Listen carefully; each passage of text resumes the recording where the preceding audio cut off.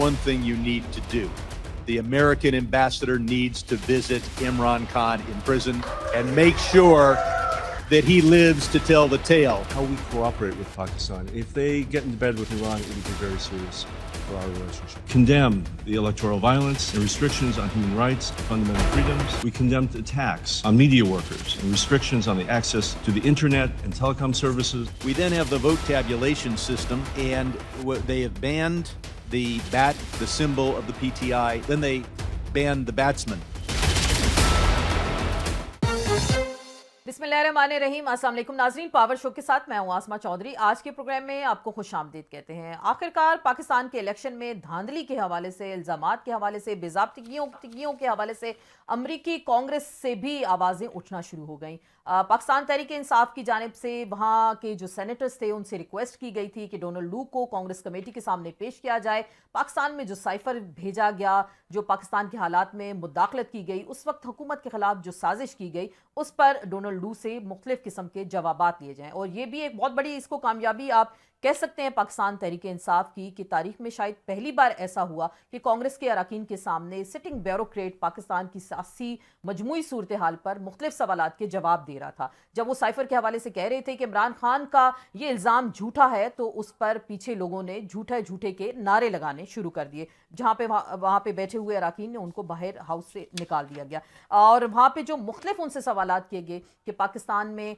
PTI से bat छीन लिया गया, बैटमैन को बाहर कर दिया गया इलेक्शन के प्रोसेस से, तो क्या इस मौके पर अमेरिकन सफ़ीर जेल में जाके जो नाकिस प्रोसिक्यूशन थे, सिलेक्टिव प्रोसिक्यूशन खान साहब के खिलाफ की गई, क्या उस पर वो सवाल उठाएंगे, उनसे बात करेंगे या नहीं करेंगे? पाकिस्तान की मईशत के हवाले से, दीगर ममालिक के साथ ताल्लुकात के हवाले से भी डोनाल्ड लू का ये कहना था, ईरान के साथ पाकिस्तान के ताल्लुकात, गैस पाइपलाइन के हवाले से अगर आगे जाते हैं तो अमेरिका को उस पर एतराज़ होगा। चाइना के हवाले से भी उन्होंने ऐसी बातें की। अगर अभी ये बैठकर इस तरह की बात कर रहे हैं तो क्या ये पाकिस्तान के हालात या पाकिस्तान की खारजा पॉलिसी पे वहाँ से सवालात उठ रहे हैं कि पाकिस्तान को किस किस्म की खारजा पॉलिसी बनानी चाहिए या नहीं? दूसरी जानिब जो पाकिस्तान के मुआशी हालात हैं उनका जिक्र करते हैं। IMF के साथ पाकिस्तान का जो तीसरी किस्त मिलनी थी वो तो यकीन दहानी करा दी गई कि वो जल्द ही पाकिस्तान को मिल जाएगी, लेकिन उसके हवाले से हुकूमत पाकिस्तान को पेट्रोलियम पर 18% टैक्स बढ़ाना होगा। मजमूई तौर पर 60% पेट्रोलियम लेवी जो इस वक्त अदा की जा रही है उसको भी बढ़ाना होगा। इस तरह के अवाम कुछ इक़दामात से क्या पाकिस्तान के अवाम को रिलीफ मिलेगा या नहीं मिलेगा? दूसरी जानिब पंजाब हुकूमत से अज़मा बुखारी साहिबा फरमाती हैं कि हालात बड़े अच्छे हो गए हैं, पहली बार ऐसा है कि प्राइस कंट्रोल कमेटीज़ काम कर रही हैं और लोगों को सस्ते दामों चीज़ें मिल रही हैं। ये पाकिस्तान के किस हिस्से में सस्ते दामों चीज़ें मिल रही हैं? अभी भी मैं अपने स्टाफ से पूछ रही थी कि वाकई आपको इस तरह के सस्ते बाज़ारों में ऐसी चीज़ें मिल रही हैं, तो सब ने नफ़ी में सर हिलाया। तो अज़मा बुखारी साहिबा से ये सवाल है कि पंजाब के किस शहर में सस्ती चीज़ें मिल रही हैं? क्या वाकई पाकिस्तान के अवाम को सिर्फ कैमरे के साथ दिन भर फुटेजेस के साथ बेवकूफ़ बनाने की कोशिश की जाती है? आज के प्रोग्राम में इसी पे मज़ीद हम कुछ बात करेंगे। साइफर का जिक्र होगा, क्या ये बयानिया ख़त्म हो गया? खान साहब के ख़िलाफ़ जो केस है क्या वो मज़ीद अब कमज़ोर हो जाता है? और जो इलेक्शन के हवाले से पाकिस्तान तहरीक इंसाफ बेज़ाब्तियाँ बेकायदगियाँ हुई हैं, सुप्रीम कोर्ट जाएगी, क्या वहाँ के जजेस पर उनको एतमाद है या नहीं? इसी पे मज़ीद बात करेंगे। पाकिस्तान के दीगर सियासी मजमूई हालात का जिक्र होगा। हमें ज्वाइन करेंगे जनाबती मोहतरम मुशाहिद हुसैन सैयद साहब, चेयरमैन हैं पाकिस्तान चाइना इंस्टीट्यूट के और मुख्तलिफ आप वजारतों में भी काम कर चुके, सीनियर सहाफ़ी भी रहे हैं और बड़ी ज़बरदस्त ग्रिप है पाकिस्तान की सियासत पे और खारजा अमूर पे। सर आपको वेलकम कहते हैं आज के शो में। सर ये सबसे पहले तो ज़रा डोनाल्ड लू पे आ जाएं। क्या आप इसको PTI की बहुत बड़ी कामयाबी नहीं समझते? इतना बड़ा इजलास हुआ, कांग्रेस के लोग बड़े बाखबर थे, बड़े ज़बरदस्त किस्म के सवालात पाकिस्तान की सियासत पे, इलेक्शन पे वो कर रहे थे, तो आप इसको तमाम तर सिनेरियो को आपने कैसे देखा कि पाकिस्तानियों ने पहली बार अमेरिकन को मजबूर किया कि वो आए और अपना बयान दें इस हवाले से? अस्सलाम वालेकुम आसमा साहिबा और आपको और आपके व्यूअर्स को सबको रमजान मुबारक मेरी तरफ से। Thank you. मैं समझता हूँ कि मैं अमेरिका में पढ़ा भी हूँ, वॉशिंगटन में 4 साल रहा भी हूँ, मैंने कांग्रेस में काम भी किया था। I was the first Pakistani और मुसलमान जो कांग्रेचुअल इंटर्न था कांग्रेस में।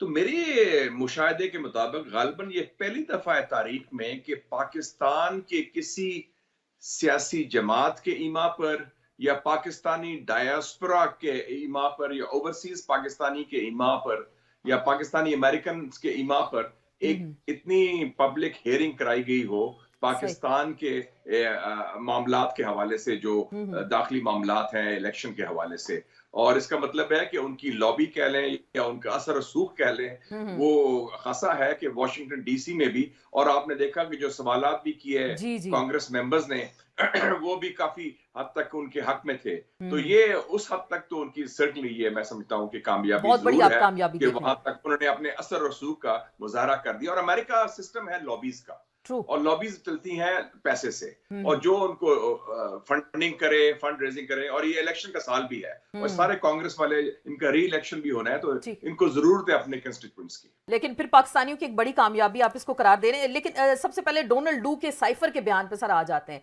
साइफर क्या था? हमारे यहाँ हमेशा कहा जाता था कागज का टुकड़ा है, फिर कहा गया ये मुदाखलत थी, साजिश नहीं थी, फिर डिमाश भी किया गया, फिर असद मजीद साहब आए, उन्होंने उस हकीकत को बयान किया, खान साहब पे केस भी हो गया, 10 साल की सजा होगी। डोनाल्ड डू कहते हैं ऐसा तो कुछ नहीं था। तो अब किसकी बात पे यकीन किया जाए?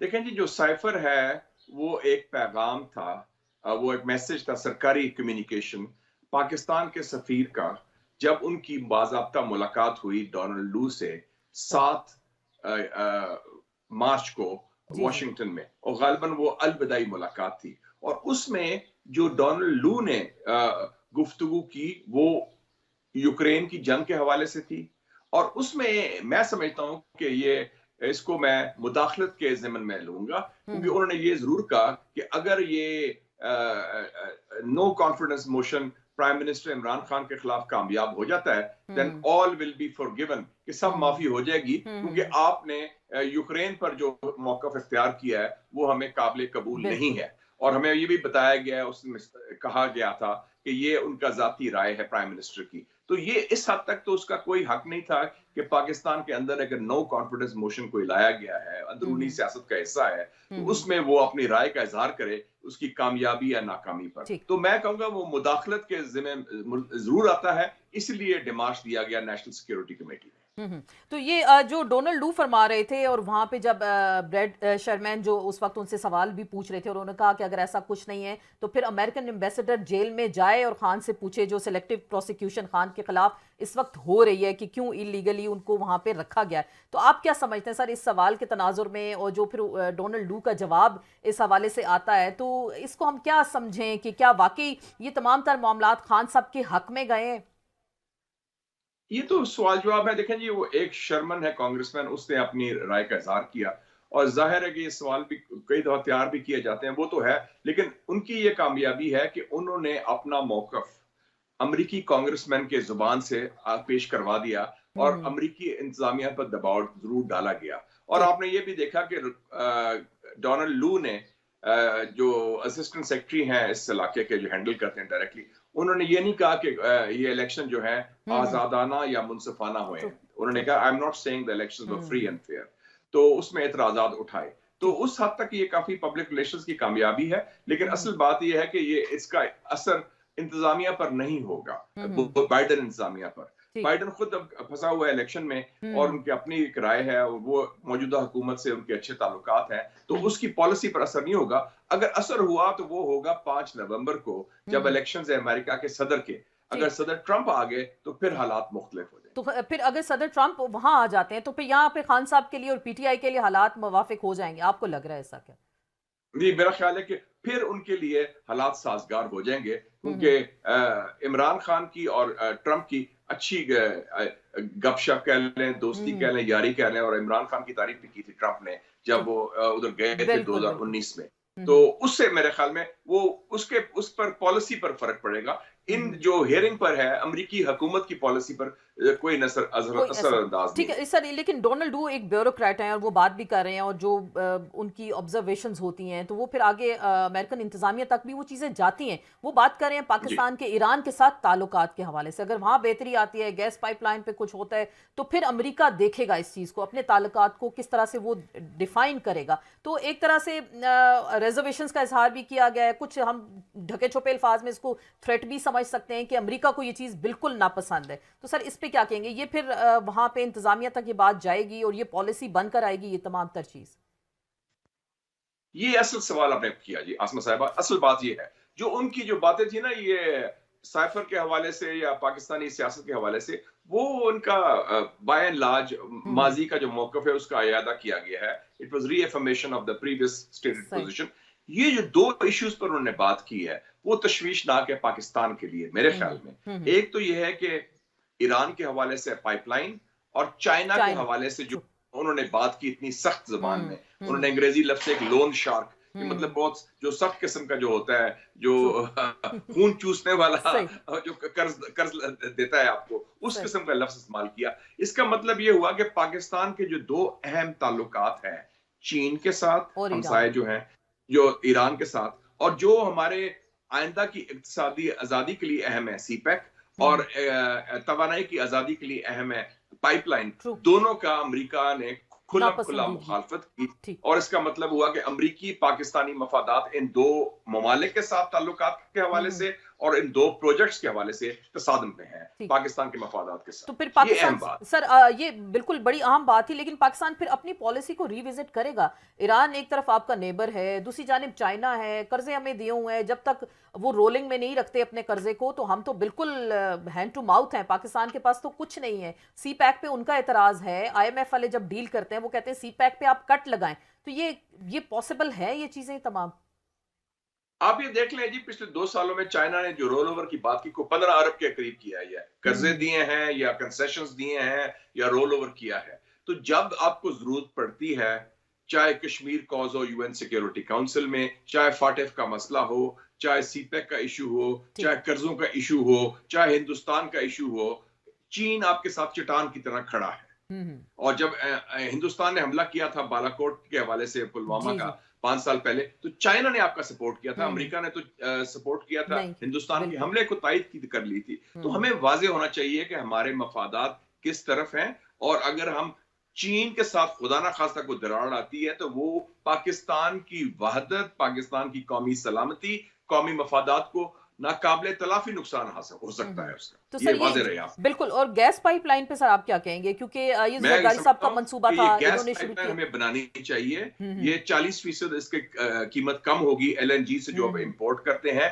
हिंदुस्तान तो बड़े आराम से गैस ले लेता है, लेकिन मुझे जो बात एक और डोनाल्ड लू की इस बयान में बड़ी अहम लगी वो ये थी कि उन्होंने कहा पाकिस्तान ने अभी तक अमेरिका से दरखास्त नहीं दी कि हमें वेवर दिया जाए कि हम ईरान के साथ पाइपलाइन बनाना चाहते हैं। जो वेबर उन्होंने हिंदुस्तान को दे दिया है अमेरिका ने, इसका मतलब है हमने तो अमेरिका से बात ही नहीं की इस हवाले से कि हम ईरान के साथ संजीदा हैं पाइपलाइन बनाने में, और उसमें हमें वेवर चाहिए अमेरिकी सैंक्शन जो पाबंदियां लगी हैं उसके हवाले से। तो ये मेरे ख्याल में बड़ी अहम बात है कि इतने सालों में मुआहदा हो चुका है। 2 हुकूमतें हैं, पीपल्स पार्टी की और PTI की, जिन्होंने सॉवरेन गारंटीज दी हैं, और उसके बावजूद हमने अमेरिका से वेवर नहीं मांगा। ये भी सवाल उठता है क्यों नहीं मांगा? अगर हम संजीदा है पाइपलाइन बनाने में, तो अगर इंडिया को वेवर दे सकते हैं तो पाकिस्तान को क्यों नहीं दे सकते? ये अहम बात है। अब देखते हैं नई गवर्नमेंट आ गई वो इस हवाले से क्या इनिशिएटिव लेती है। इलेक्शन पे वो बात कर रहे थे कि जो जहां बेज़ाब्तियां, बेकायदगियां हुई, जो री इलेक्शन की बात होती है, तो वो ये कह रहे हैं कि इलेक्शन कमीशन को वहां पे री इलेक्शन कराना चाहिए, वरना फिर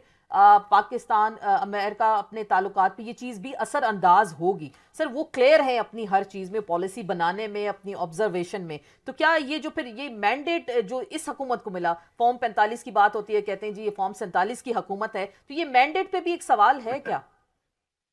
जी सवाल तो है ना। देखिए ना, आपका जो इलेक्शन है अब एक बैनुल-अक़वामी मसला बन गया है। ये अब डिस्कस हो रहा है अमेरिकन कांग्रेस में, ये डिस्कस हो रहा है बैनुल-अक़वामी मीडिया में, और इसमें आपने देखा कि इवन UN की तरफ से भी एक बयान आ चुका है पहले, उससे पहले भी। तो ये इशू जो है ये खत्म होने वाला इशू नहीं है, और अमेरिका ने भी बैलेंस करने की कोशिश की है ना। एक तरफ तो उन्होंने जो साइफर के ऊपर स्टैंड ले लिए, जो हुकूमत बड़ी खुश होगी, लेकिन इलेक्शन पर जो स्टैंड लिया वो PTI वाले बड़े खुश हो गए। बिल्कुल वो उन्होंने कम से कम उन्होंने एक्सेप्ट किया कि बेज़ाब्तियां हुई हैं, गलत काम हुए हैं, इंटरनेट की बात भी उन्होंने की है, इलेक्शन की बात भी की है, पकड़ धकड़ किया गया, ख़वातीन जेलों में है, ये भी बातें वहां तक हुई हैं, सियासी कैदियों की बात भी की है। तो इसका मतलब है वो इशू तो आ गया ना, और वो जब चाहे आपकी वो दबाव डाल सकते हैं, आप पर मरोड़ सकते हैं आपका हाथ। तो ये आपको पता होना चाहिए कि ये प्रेशर्स हैं और लॉबीज हैं, काम करेंगी।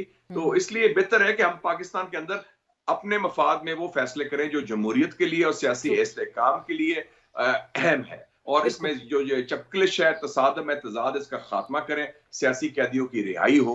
मैंने तो आज भी देखा है कि चौधरी परवेज लाई साहब से जो ज्यादती हो रही है, इमरान खान का मैंने कहा है, दूसरों को कहा है, और कभी वो जर्नलिस्ट भी गायब हो जाते हैं। असद तूर साहब का हुआ था वाकया, इमरान रियाज हो गए, बिल्कुल इमरान रियाज का भी हुआ था। तो इस किस्म के वाकयात से पाकिस्तान और मिसिंग पर्सन जो बलूचिस्तान के हैं, अब देखें ना कि आपके 2 बॉर्डर्स तो गड़बड़ होगी ना। खैबर पख्तूनख्वा में टीटीपी का इशू आ गया, जो बलूचिस्तान में BLA का इशू आ गया, और दहशतगर्दी का खात्मा अभी नहीं हो रहा। तो फिर अगर CPEC को आगे चलाना है और आपने इन्वेस्टमेंट मिलानी है, SIFC बनाई है आपने कि अरब से लोग आएंगे, मगरब से लोग आएंगे, चीन से लोग आएंगे, तो वो इन्वेस्टमेंट कहाँ होगी अगर पाकिस्तान में अदम इस्तेकाम होगा, दहशतगर्दी होगी और सियासी महाजराई होगी। बिल्कुल। तो इससे ये आप जो बार बार बात करते हैं कि सियासी कैदियों को रिहा किया जाए, तो आपकी इस बात पे क्या हुकूमत कोई सीरियसनेस दिखाती है, या ट्रूथ एंड रिकंसिलिएशन कमीशन की भी बातें होती रही, आप भी बार बार बात कर रहे हैं माजी को भूल जाएं, तलखियां भुलाएं, नेशनल हार्मनी पैदा करें, तो ऐसा मुमकिन है, ऐसा हो सकता है क्या? मुझे आज बड़ी खुशी हुई देख के, एक फोटो देखी मैंने अखबारों में कि 4 मुख्तलिफ वज़राए आला खड़े हैं प्राइम मिनिस्टर के साथ, 3 मुख्तलिफ जमातों से। तो जब से ये रजीम चेंज कह लें या सॉफ्ट कू हुआ था पिछली हुकूमत के खिलाफ अप्रैल 2022, पहली दफा एक ही सफ में सारे खड़े हो गए महमूद और अयाज। और ठीक है, उसमें खड़े होने में SIFC का और खाकी का बड़ा किरदार है। शायद मेरे ख्याल में वो उनकी मौजूदगी एक मुस्बत असर हुआ इन सब पर। तो चाहे जिसकी वजह से भी वो इकट्ठे हुए, ये अच्छी बात है। तो इसको आगे लेके चले ना। खैबर पख्तूनख्वा में मैंडेट है PTI का, और उनका जो मैंडेट बनता है खवातीन की सीट का, अकलियतों की सीट का, वो मैंडेट भी उनको एहतराम करना चाहिए। उनको सीट, उनका हक बनता है। जमहूरी अमल आगे चढ़ नहीं सकता है अगर रूल्स ऑफ द गेम होंगे। ये नहीं कि सारा आप कब्जा कर लें और काबू कर लें। और सबसे सिंगल लार्जेस्ट पार्टी इसको PTI है, तो उसका मैंडेट का एहतराम जरूरी है अगर जमहूरी इस्तेकाम आगे लेके चलना। बिल्कुल सर, आप कुछ इलेक्शन का जिक्र कर रहे हैं, तो मेरे जहन में सवाल ये पैदा हो गया कि इलेक्शन NA 130 बात की जाती है, और PMLN वाले कहते हैं जी हमें डराया जा रहा है इस बात से, ये हल्का खोल दिया तो मियां नवाज शरीफ साहब हार जाएंगे, और वो हारे हुए हैं डॉक्टर यास्मीन राशिद से। तो आप क्या समझते हैं, मियां साहब की सियासत क्या वाकई खत्म हो गई? शहबाज साहब मरकज में आ गए, मरियम बीबी वहां पे बैठ गई पंजाब में, मियां साहब हमें कहीं फैसला साजी में उस तरह से एक्टिव दिखाई नहीं दे रहे। देखिए जी, किसी सियासतदान का सियासी जिंदगी खत्म नहीं होती किसी एक इलेक्शन जीतने से या हारने से या सिस्टम से बाहर निकलने से। यही मियां साहब थे, 2017 में डिस्क्वालीफाई हुए थे, और उन्होंने कहा कि ताहयात डिस्क्वालिफिकेशन है। उनको जेल में डाला, उनकी बेटी को जेल में डाला सॉफ्ट कू के जरिए। उसी 5 साल बाद एक और सॉफ्ट कू हुआ, इमरान खान को भी डाला, उसका भी ये हुआ। अब और सबका ख्याल था कि 10 अप्रैल 2022 के बाद वो मामला खत्म हो गया है। 8 फरवरी 2024 के बाद एक नई हकीकत आई है। वो पार्टी, वो उनकी सियासत जिंदा हो गई है। हम एक सरकारी सिस्टम का हिस्सा बन गए हैं। सारी जो पार्टीज हैं वो एक तरफ है, और दूसरी जो एक जमात है वो दूसरी तरफ है। पहली दफा हुआ है कि एक इत्तेहाद बना है ऑपोजिशन के खिलाफ। नॉर्मली इत्तेहाद बनता है हुकूमत के खिलाफ, सारी पार्टियां मिलके होती हैं। तो इस दफा पाकिस्तान की तारीख में एक अनोखी बात हुई है कि एक ऑपोजिशन पार्टी के खिलाफ सारी पार्टियों ने इत्तेहाद कर दिया, और उसके बावजूद वो पार्टी अभी भी जिंदा है, तवाना है और अवाम में जड़े हैं। तो मेरे ख्याल में ये जो मैंडेट है, इसको कबूल करना, ये बुनियाद है जमहूरियत की। तो हम माजी से सबक सीखे, माजी की गलतियां ना दोहराएं। हमने कोशिश की, भुट्टो को फांसी हुई, जनरल जिया जब गए तो पीपल्स पार्टी पावर में आ गई। मियां साहब को जलावतन भी किया गया, वो वापस आए, पावर में आ गए। तो ये जेल जाना, जेल आना, ये कोई फर्क नहीं पड़ता। जरदारी साहब जेल में थे और जेल से आके प्रेसिडेंट मिनिस्टर बन गए, जिनको जेल। बिल्कुल सर, आपके इतने बड़े-बड़े स्टूडेंट्स हैं, बड़े-बड़े ओहदों पे मौजूद हैं, तो क्या वो ये बात नहीं समझते? क्या आप जिन लोगों को पढ़ाते हैं, आप समझ गए होंगे, क्या वो नहीं समझते कि डंडे के जोर पे नहीं चलाया जा सकता तमाम तर? मैं समझता हूँ कि जब ये जो है ना इस्लामाबाद और 10 मील रेडियस है जो इस्लामाबाद का, इसमें जब इक़्तिदार में आते हैं तो उस वक्त आपका थोड़ा सा ज़हन मुख्तलिफ हो जाता है। आप समझते हैं ग्रीन टेलीफोन है, चिड़ी नहीं फड़केगी, एक ऑर्डर देते हैं तो ये पकड़ा जाता है, एक ऑर्डर होता है। तो ये इक़्तिदार बड़ी आने जानी चीज है, पता नहीं चलता कि एकदम काया पलट जाती है। तो मेरे ख्याल में अगर वो सबक सीख लें तो बेहतर होगा, बेहतर हो जाएगा क्योंकि फिर जी मुल्क के लिए भी बेहतर होगा। बिल्कुल, और होना भी चाहिए सर, होना भी चाहिए। ये ख्वाजा आसिफ साहब सर डिफेंस मिनिस्टर हैं और वो ये बात कह रहे हैं कि जी मैंने जनरल बाजवा और जनरल फैज के बारे में बात की कि उनका जो रोल रहा, उनको पार्लियामान में बुलाया जाए, क्वेश्चन किया जाए उनसे, तो मुझे ये धमकियां दी गई, मैसेज दिया गया कि जी बस जहां आए आप चुप हो जाए, बस ठपे रहें, आगे से ना चलें। तो ये किस बेसिस पे ख्वाजा साहब इस तरह की बात कर रहे हैं? ये तो मुझे नहीं पता, लेकिन मुझे ये मालूम है कि जब मुशर्रफ साहब का भी इशू आया था तो मैंने व्यू यही था कि जी हम आगे चलें, पीछे की तरफ ना देखें। देखे ना, वो एक बड़ी मशहूर मिसाल भी है फारसी की कि अगर लड़ाई के दौरान जो मुक्का आपने नहीं मारा या इस्तेमाल नहीं किया, वो मुक्का लड़ाई के बाद याद आए तो वो फिर उसका फायदा नहीं होता। तो हम आगे की तरफ देखें, और अभी पाकिस्तान में वो हालात नहीं हुए मेरे ख्याल में कि किसी पार्लियामेंट या सिविलियन सिस्टम फौजी जर्नलों का या आर्मी चीफ का कोई एहतसाब करे या ट्राई। लेकिन अगर सिटिंग डिफेंस मिनिस्टर अगर ऐसी बात करते हैं तो उसके पीछे क्या लॉजिक, या फिर एस्टेब्लिशमेंट के कहने पे ये बात करें, या उनको डर खौफ है कि उनका भी हल्का खुल गया तो रेहाना डार से वो भी हार जाएंगे, जो कि फैक्ट है, ग्राउंड पे लोगों ने देखा हुआ है। दो चीजें हो सकती हैं इसमें। मैं इस पे कोई और कमेंट नहीं करना चाहता, ये सवाल आप उनसे डायरेक्टली पूछ लें तो बेहतर है। मैंने अपनी राय दे दी, मेरा व्यू है फॉरवर्ड लुकिंग अप्रोच। माजी की तरफ देखेंगे तो फिर बहुत बड़ा चिट्ठा खुलेगा और वो बड़ी लंबी तवील दास्तान है, उसमें सारे उस इमाम में सब नंगे हैं। तो लोगों ने ताउन भी कहते थे ना, मट्टी पाओ, वो वाला मामला करे। बिल्कुल, लोगों ने ताउन भी किया है, लोगों ने मदद भी दी है। वही बाजवा ने और जनरल फैज ने, जनरल बाजवा ने लोगों को निकाला भी है, फिर वापस भी लेके आए हैं। और वो आफ्टर ऑल उन्होंने, वो उनका ये क्रेडिट जाता है कि 6 सालों में उन्होंने 5 वजीर आजम भुगते और 2 सॉफ्ट कू उनकी क्या लीडरशिप में हुए। तो वो आपके सामने है सारा कुछ। तो जिनको निकाला था उनको बाद में रिलीफ भी दिया गया, और जिनको लेके आए थे उनको उन्होंने निकाला भी।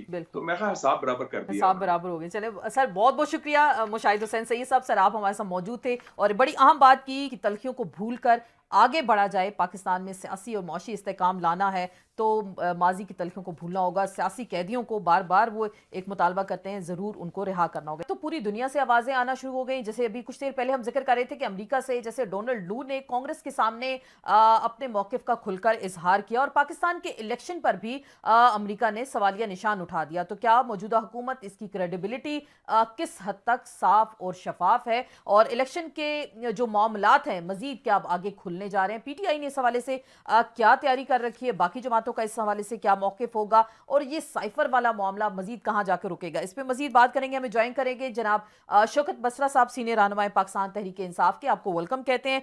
कादिर खान मंदोखेल साहब हमारे साथ मौजूद होंगे, सीनियर रहनुमाए पाकिस्तान पीपल्स पार्टी पार्लियामेंटेरियंस के।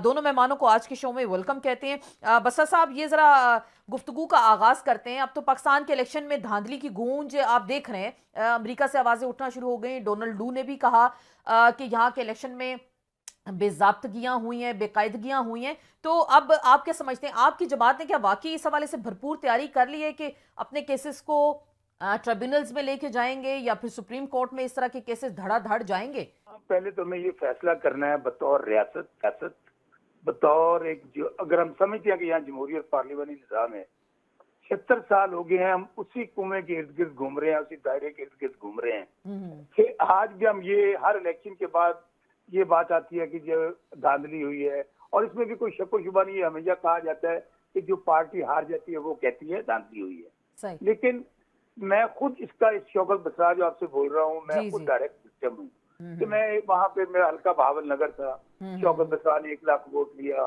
नून लीग वाले ने 72,000 लिया, इजाजुल हक जो अहमद क्रिकेटर जियाउल हक का बेटा 58,000 वोटों के साथ 40,000 से हार रहा था, उसको जितवा दिया। मैं एज ए एग्जाम्पल आपको विक्टिम की बात क्यों की है। देखिए, अब मेरा ख्याल है कि हमें रियलाइज करना चाहिए ये पाकिस्तान हमने क्या इसी काम के लिए हासिल किया था कि हमने यहाँ मिस यूज ऑफ पावर करनी है, मिस यूज ऑफ अथॉरिटी करनी है। हमने सिर्फ ये करना है कि अवाम को ये बताना है कि जिसके पास ताकत आ जाए वो कहे कि ताकत का सरचश्मा, हम तो कहते हैं ना ताकत का सरचश्मा अवाम है। हम ये बताते हैं कि ताकत का सरचश्मा तोबा नाउज़ बिल्लाह जो कुर्सी पे बैठा है ताकत उसके पास है। और हमने माजी में देखा, मैं कहता हूँ हमेशा ताकत। लेकिन यहाँ तो ये बताया जाता है जिसके हाथ में डंडा है उसके हाथ में ताकत है। बिल्कुल आप सही कह रही है, ताकत अल्लाह हक है। और मैं यहाँ पर आप देखें ना, 4 आमरों का दौर रहा, 70 साल में यहाँ आमरीत रही, या यहाँ पर जो अब पार्टियां बरसर इक़्तिदार हैं वो है इमरान खान, जो 3 साढ़े 3 साल रहा। यहाँ पर सबसे बड़ी बात मैं मिसाल देता हूँ शहीद ज़ुल्फ़िकार अली भुट्टो की। वो कायदे मोहम्मद अली जिन्ना के बाद वो वाहिद लीडर है, मंदो खिलसा मेरे भाई हैं, मैं खुद इस पार्टी में रहा। वो कितना बड़ा लीडर था, लेकिन हमने क्या किया, वहां पर भी यही बात हुई कि हमने ताकत के घमंड के नशे में, उस वक्त भी आपने बात हीरो की, अमेरिका को पसंद नहीं था कि यहाँ पर ये थर्ड वर्ल्ड कंट्री है, इनकी क्या हैसियत और बात है, हम तो कीड़े मकोड़े हैं। शहीद ज़ुल्फ़िकार अली भुट्टो ने कहा घास खाएंगे, और यूएनओ की बड़ी मशहूर तकरीर है, लेकिन हम अब अपने पैरों पे खड़ा होंगे, हम एटम बम बनाएंगे। क्या हुआ?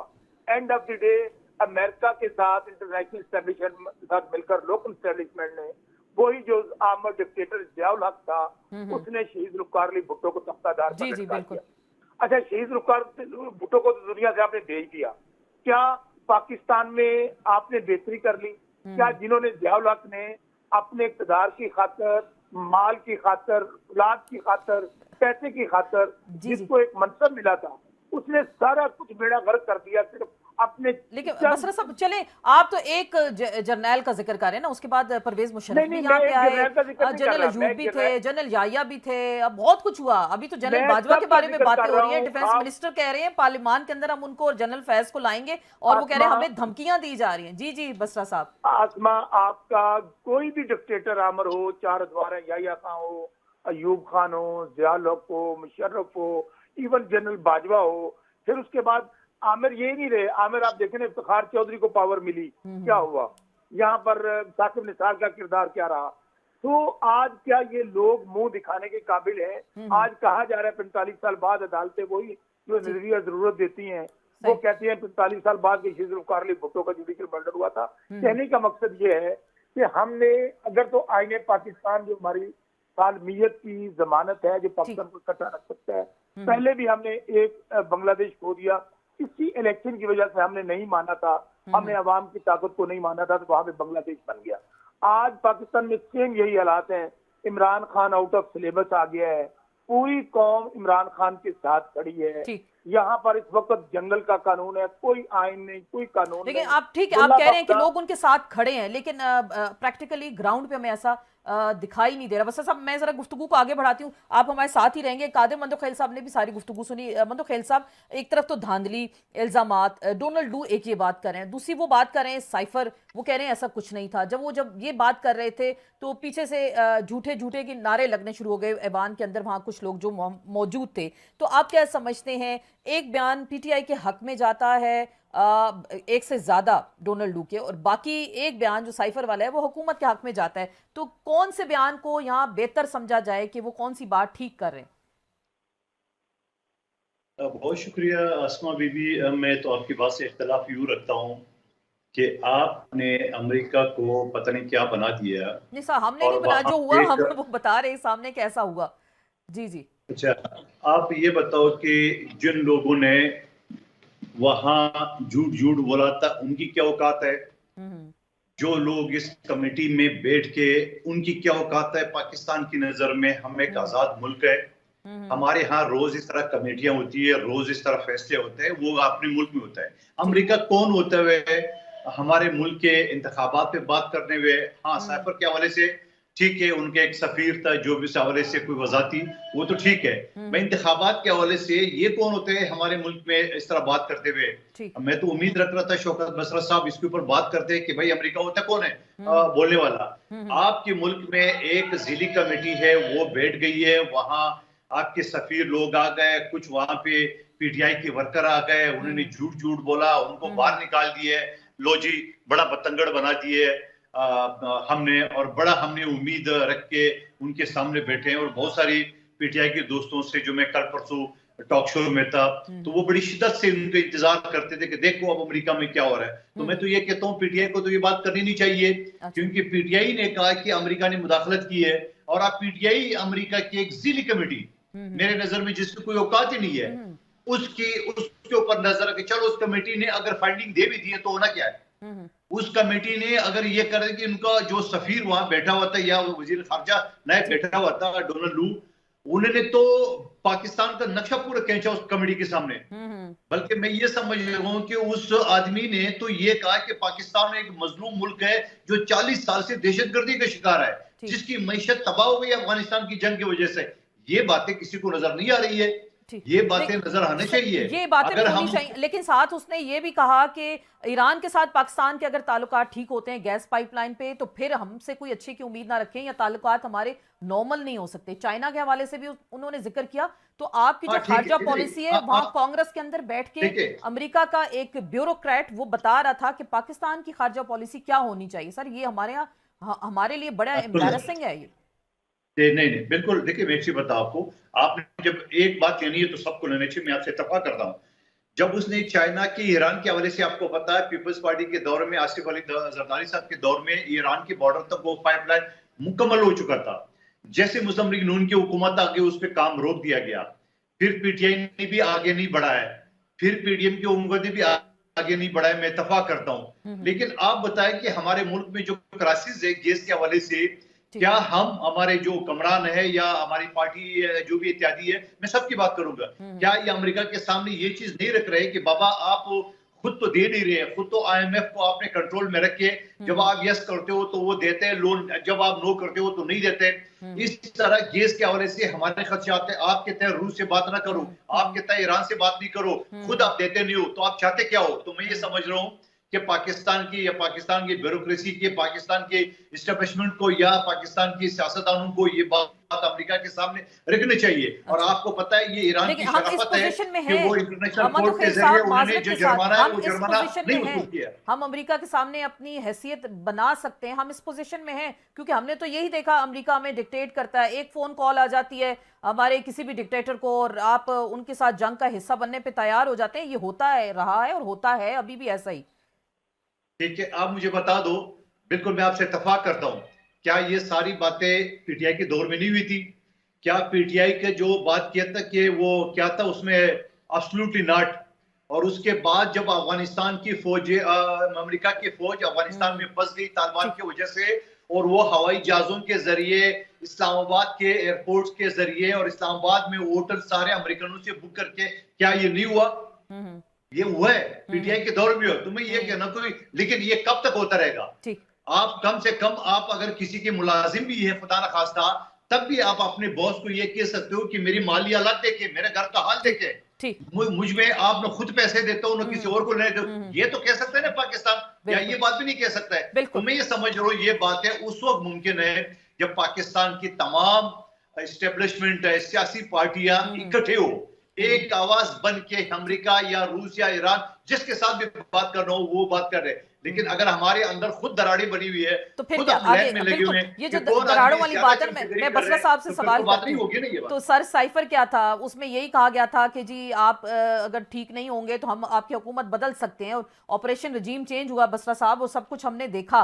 तो आप क्या समझते हैं जो अमेरिका चाहता है पाकिस्तान के अंदर वैसा ही होता है? और दूसरी बात, ये जो साइफर वाला बयानिया था डोनाल्ड लू के बयान के बाद, ये अब इसको आप कहाँ खड़ा देख रहे हैं इस वक्त? देखिए मंदोखेल साहब मेरे भाई हैं, लेकिन मैं समझता हूँ मैं कम से कम एक ना झूठ का सहारा छोड़ देना चाहिए। हम कब तक हम लोग उनकी जुबान बोलते रहेंगे?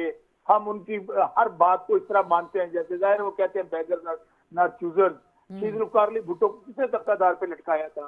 किसने कहा था कि पाकिस्तानी पैसे के लिए अपनी माएँ बेच देते हैं? बड़े तलख हकायक है। अभी जो इमरान खान का क्या कसूर है? कुछ भी नहीं। इमरान खान का यही कसूर है, इमरान खान ने यूएनओ में आजूर की हुर्मत का वहां मुकदमा क्यों दुनिया के सामने पेश किया? क्यों इमरान खान ने कहा एब्सोल्युटली नॉट? और उसके बाद साइफर आते हैं, क्या वो हकीकत नहीं है? साइफर एक हकीकत है। क्या उसको ऊपर जो आपकी सिक्योरिटी असेंबली की मीटिंग नहीं होती? क्या एक दफा वज़ीर-ए-आज़म इमरान खान और उसके अंदर आपके डीजी, ISI डीजी, आपके चीफ ऑफ आर्मी स्टाफ और सारी एजेंसीज नहीं बैठती और डिमांड करती कि आपने हमारे सख्त अल्फाज में कि आपने अंदरूनी मामलों में मुदाखलत की है? उसके बाद मियां नवाज शरीफ उसकी मीटिंग नहीं लेते हैं। तो एक एक बात सच है, और यहाँ पे इसमें कोई शक व शुबा नहीं। जब तक हम गुलाम हैं, जब तक हमारी हैसियत नहीं है, जब हम अपने पाँव पे खड़े नहीं होंगे, इसी तरह अमेरिका हमें डिक्टेट करता रहेगा। अभी भी उसने लाइव का है कि अमेरिका पाकिस्तान जरूरत करे ईरान की तरफ जाने की। तो हकीकत यही है कि हम लोग जब तक अपने ये जो आईने पाकिस्तान दिया गया ना, 76 साल हो गए हैं, इंडिया आपके साथ है, आखिर वहां पे भी तो जमहूरियत आई है, इदारे मजबूत हुए हैं। यहाँ पे आपकी भूख है, नंग है, अफलास है, अफरा तफरी है, बेरोजगारी है। ये पाकिस्तान जो मुल्क है, ये चंद खानदानों का मुल्क है, दो वो मुल्क है जिनके अब अवाम एक तरफ है। अवाम, मैं फिर कह रहा हूँ, ना अवाम अदारों के साथ है, ना अवाम ये जो अवाम जो टोला मुसल्लत किया गया है, किसी की 14 सीटें वो सदर बन गया है, किसी की 17 सीटें वो वजीर आजम बन गया है, 36 सीटों वाला वजीर आला बन गया। मुझे बताएं अब क्या अवाम कहाँ जाए? इदारे आपकी अदालतें अमली तौर पर सरेंडर कर चुकी हैं। वो कहती हैं आपको चले, आप कह रहे हैं अवाम कहाँ जाए? आपको सुप्रीम कोर्ट ऑफ पाकिस्तान से उम्मीद है? खान साहब ने कहा है कि सुप्रीम कोर्ट जाएं, और गैर मुतासिब जज, ये कौन डिफाइन करेगा मुतासिब जज कौन से हैं जो इस केस को ना सुने? आसमा बदकिस्मती ये हुई है पाकिस्तान के अंदर, मैं फिर कह रहा हूँ, इदारे जो होते हैं वो अवाम से होते हैं, अवाम के इत्माद से होते हैं। बिल्कुल कौम को कोई इत्माद नहीं रहा इदारों पे, और खास तौर पे अदालतें जो होती है ना, वो चर्चिल ने कहा था, वो जंग हुई ना तो फौजें बढ़ना शुरू हो गई। उनके वजीरों ने कहा कि अब हमारा मुल्क पता हो जाएगा। चर्चिल ने कहा ये बताओ क्या अदालतें इंसाफ कर रही हैं? उन्होंने कहा बिल्कुल कर रही हैं। अगर अदालतें इंसाफ कर रही हैं तो ये भूल जाओ कि हम जंग हार जाएंगे। आपको काजी साहब पे एतमाद है? काजी साहब पे ट्रस्ट है? बिल्कुल इत्माद नहीं है। मैं आपको बात बताऊं, आज जो पाकिस्तान के अंदर इस वक्त आसमा सूरत हाल है ना, उसके सबसे बड़ी जिम्मेदारी काजी साहब के ऊपर है। सर, यहाँ पे कल हामिद खान साहब ने एक टॉक शो में बोला कि हमें ट्रस्ट है उन समेत तमाम जजेस पे। हामिद खान साहब जाहिर है एक तो सुप्रीम कोर्ट के वकील है, एक बहुत बड़े हमारी पार्टी के लीडर भी हैं। मैं आपको अपनी राय और कौम की राय बता रहा हूँ, ठीक है, उनका इत्मीनान होगा तो वो अदालतों में पेश होते हैं। मैं तो आपको बात कर रहा हूँ वो बात कि आज जो काजी साहब के हाथ में इंसाफ था ना, आपने 12 स्टार पे बल्ले का निशान छीन लिया, जो धांधला हुआ, जो यहाँ खरीदो फरोख्त हुई, खवातीन की सीटें छीनी गई। आज क्या हो रहा है? आज 45 साल बाद आप केस उठाकर देख रहे हैं जी भुट्टो साहब को आपने इंसाफ दे दिया। आज अगला इंसाफ जो लोग जिंदा है, माएं बहनें बेटियां जेलों में पड़ी हैं, यहाँ पर इतना बड़ा धांधला हुआ है, पूरी दुनिया को नजर आ गया है, चीफ साहब को नजर नहीं आ रहा। शौकत मिश्रा तो खुद उनकी अदालत में कुरान पाक लेकर बिल्कुल पहुंचे थे, यही कहने गया था मैं। तो आसमा, मैं बड़ी बड़ी जानदारी के साथ ये बात कर रहा हूँ कि अब जो 76 साल बाद भी हम वहीं पे खड़े हैं जब पाकिस्तान आजाद हुआ था। चंद ये क्रिमिनल एलीट का मुल्क है, चंद लोगों का कब्जा है, चंद अशराफिया का कब्जा है, वो पाकिस्तान के वसाइल को लूट रहे हैं, पाकिस्तान के माल को लूट रहे हैं। बिल्कुल, मैं बिल्कुल मंदो खलील साहब से भी यही क्वेश्चन उनके आगे रखते हैं, क्योंकि उनकी अपनी सीट पे धांधली हुई है और मुतादिद प्रोग्राम से हम इस टॉपिक पे उनके साथ बात कर चुके हैं। तो मंदो खलील साहब, ये जो केसेस जाते हैं, चले ट्राइब्यूनल्स में जाते हैं, अभी रिसेंटली एक केस गया था सुप्रीम कोर्ट में और चीफ जस्टिस ऑफ पाकिस्तान ने कहा कि हम इस तरह तो सुनने लगे तो 400 दरखास्तें आ जाएंगी, तो क्या हम यही केसेस सुनते जाएं? आप ट्राइब्यूनल्स में जाएं, वहां जाएं, जो इलेक्शन कमीशन कहता है उसके अकॉर्डिंग आप देखें। तो आपको लग रहा है जो पीटीआई की दरखास्त गई है सुप्रीम कोर्ट में, इंसाफ होगा इस हवाले से? देखिए, मैं पीटीआई की क्या बात करूं, मुझे खुद इंसाफ की उम्मीद नहीं है, तो मैं अगले के बारे में क्या बात करूंगा।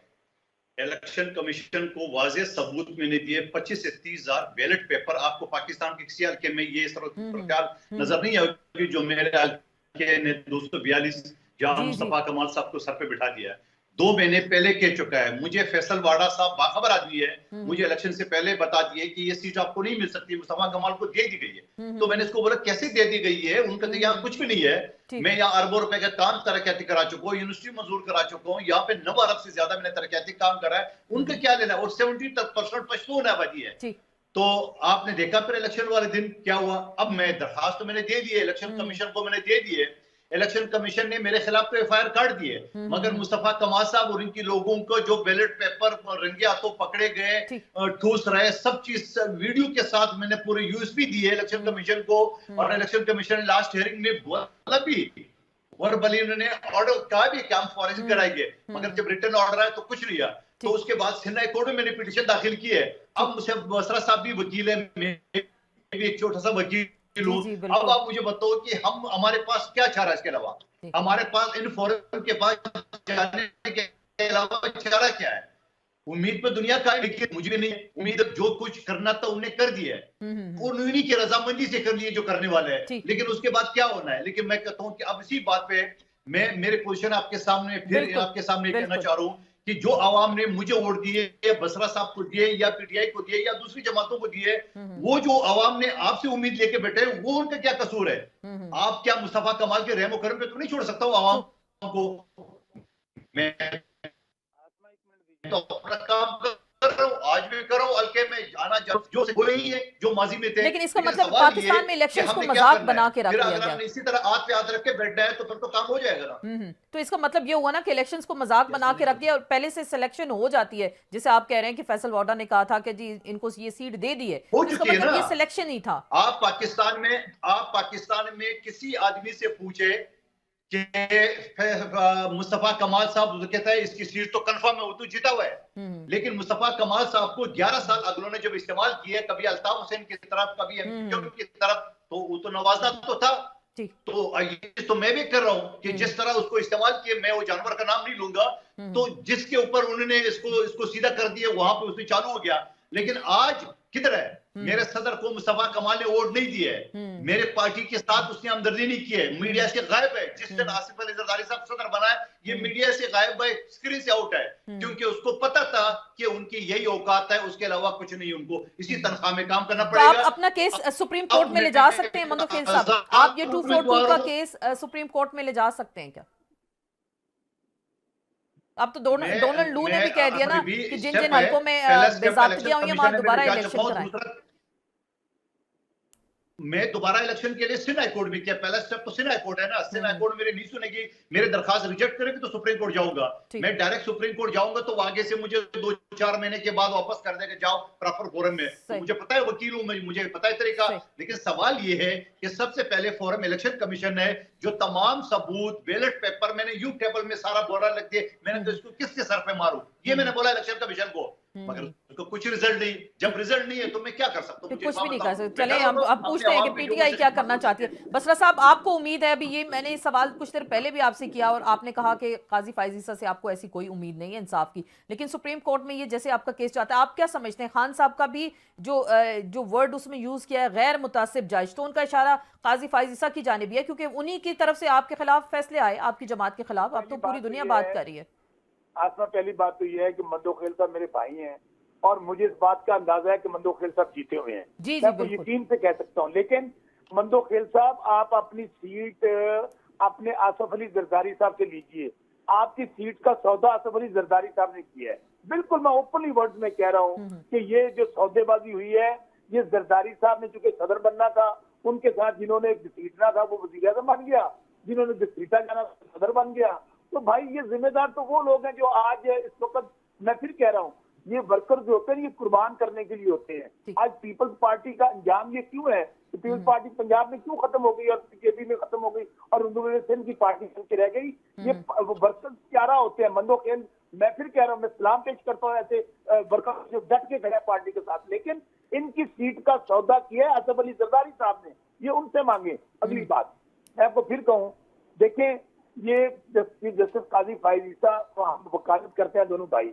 जब कहा जाए ना किसी जज को कि आपके पास में केस अपना नहीं लगवाना चाहता, आप अलग हो जाएं, तो जजेस खुद वो विड्रॉ हो जाते हैं, किसी और के केस दे देते हैं। हमारे केस में क्या हुआ, आपको पता है कि चीफ जस्टिस गुलजार साहब की सरबराही में 5 रुकनी बेंच बना था आसमा। उन्होंने ये फैसला दिया कि जो इमरान खान और तहरीक इंसाफ के खिलाफ मुकदमा था उसमें काजी फायज ईसा बेंच का हिस्सा ना बने। अब काजी फायज ईसा साहब हर उस बेंच का हिस्सा बनते हैं जो केस इमरान खान और तहरीक इंसाफ के खिलाफ आता है। आप इस बात से समझ लीजिए हमें इंसाफ कहां से मिलना है। दूसरी बात, आमिर फारूक के खिलाफ हमने अदम इत्मीनान किया कि ये हमारे ना बैठे, वो हमारे खिलाफ हर केस में बैठते हैं। चीफ इलेक्शन कमिश्नर को हमने कहा कि इसको बदले, हमें इस पे इत्मीनान नहीं है, तो मुझे बताएं कहाँ जाएं? आप कह रहे हैं ये हामिद खान साहब फिर पार्टी लाइन टो नहीं करते सर क्या? नहीं, क्योंकि खान साहब की मर्जी नहीं है, ये आपको पता है। खान साहब की मर्जी नहीं है काजी फायज ईसा के सामने आपके ये पिटीशन लगे।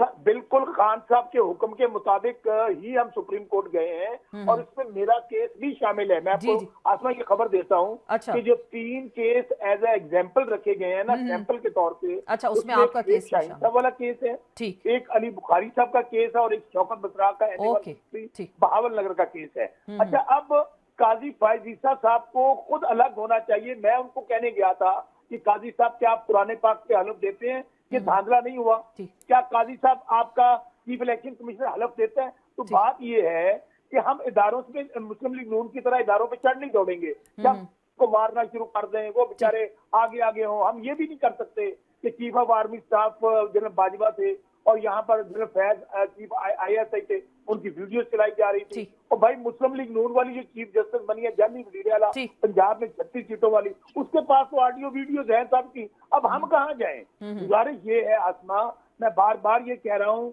इदारे अवाम से होते हैं और ये बदकिस्मती है रियासत और अवाम के दरमियान जो फर्क है दिन ब दिन इतना बढ़ गया है और मायूस होती जा रही है अवाम। आप अभी इलेक्शन की बात की, जी जी, इसकी क्या हैसियत रह गई है लोगों वोटों की? आपने अगर ये सारा प्रोसेस बिल्कुल मायूस कौन होगा। मैं बस मैं आपको बताता हूँ आपने किया क्या है।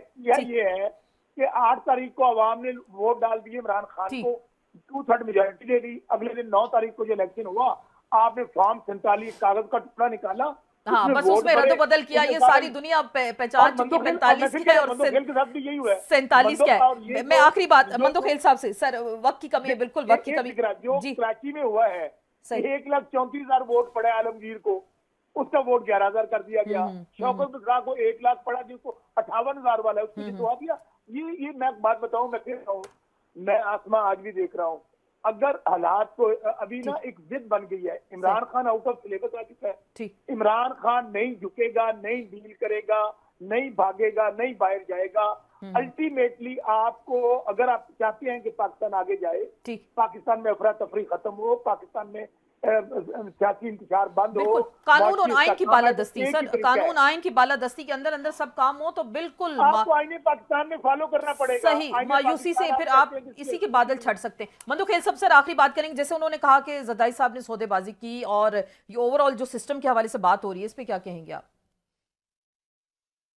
देखिए, मैं बसरा साहब की खिदमत में अर्ज करूं कि मैं कबाली इलाके बलूचिस्तान का रहने वाला हूं और आसिफ अली जरदारी साहब ने मुझे कराची से 3 मरतबा टिकट दिए और पिछले ज़मीनी इंतखाबात में आसिफ अली जरदारी साहब ने डायरेक्ट मॉनिटर की मेरे इलेक्शन को और मुझे असम्बली तक पहुंचाया।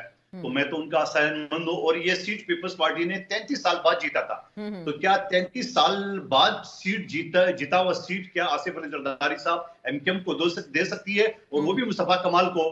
तो मैं ये समझ रहा हूँ कराची का कोई भी सीट MKM ने नहीं जीता है। अच्छा। ये इसमें चंद सीटें PTI ने जीती है, बाकी पीपल्स पार्टी ने जीती है, MKM का एक भी नहीं रहा। आलमगीर की बात एक सही कह रहे हैं, वह आलमगीर ने बिल्कुल लाख से ऊपर वोट लिए है। लेकिन सवाल ये है कि इन सारी चीजों को रखे, अगर हम सियासी पार्टी इकट्ठे नहीं होंगे, हम एक आवाज बन के बात नहीं करेंगे, तो इसी तरह कल आपको गोद में लेंगे, परसों उसको लेंगे, तो अब आप समझते हैं इस पे कमीशन बनना चाहिए? मंदोखेल साहब, इस पे कोई धांधली के हवाले से कोई कमीशन बनना चाहिए? ये बिल्कुल बनना चाहिए। अगर बन गया तो सबसे पहले मैं NA 242 का केस ले जाऊंगा और तमाम सबूत जो इलेक्शन से पहले हमारी पार्टी के सेक्रेटरी जनरल ने कहा कि यहाँ 259 अफराद को जिंदा जलाया गया MKM ने, और बाकायदा मुस्तफा कमाल ने प्रेस कॉन्फ्रेंस में माना कि हमारे लोग हैं मुलजिमान, हमने बचाना है। 33 जाले शहीद हुए और उस दिन जो लाकानियत हुई है, तमाम बैलेट पेपर मेरे पास है। ये सारी चीजें मैं सबूत के तौर पे सबसे पहले मैं जाऊंगा। मैं तो हिमायत करता हूं। सर बहुत बहुत शुक्रिया मंदोखेल साहब, आप हमारे साथ मौजूद थे। शौकत बसरा साहब, सर आपका भी बहुत शुक्रिया। इसी नोट के साथ यही बात हो रही थी कि कानून और आइन के दायरे के अंदर ही पाकिस्तान के अगर तमाम तर मामला चलेंगे तो फिर मुआशरे के अंदर जो मायूसी है, वो बेचैनी है, इसका खात्मा हो सकेगा। और बड़ी अच्छी तजवीज़ आई, धांधली के हवाले से कमीशन बनना चाहिए और तमाम सियासी जमातों जो भी उनकी रिजर्वेशन है उसके सामने वो जरूर पेश करें। इसके साथ ही आपसे इजाजत चाहेंगे, इंशाल्लाह कल फिर मुलाकात होगी। अल्लाह हाफिज।